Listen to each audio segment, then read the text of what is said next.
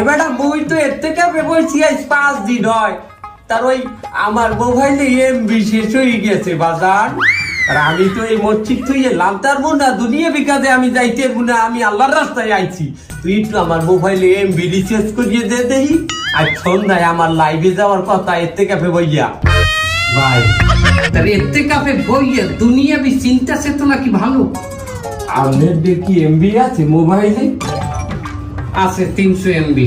একটু হটস্পট দেওয়া যায়? সম্ভব না। আমাদের যদি আমি হটস্পট দেই 300 এমবি দিয়ে, আমরা তো টানের চোটে খাইয়ে লাগবে না 250 এমবি। তার আমার এর থেকে তো এখনো 3 দিন বাকি আছে, আমি কিভাবে চলবো?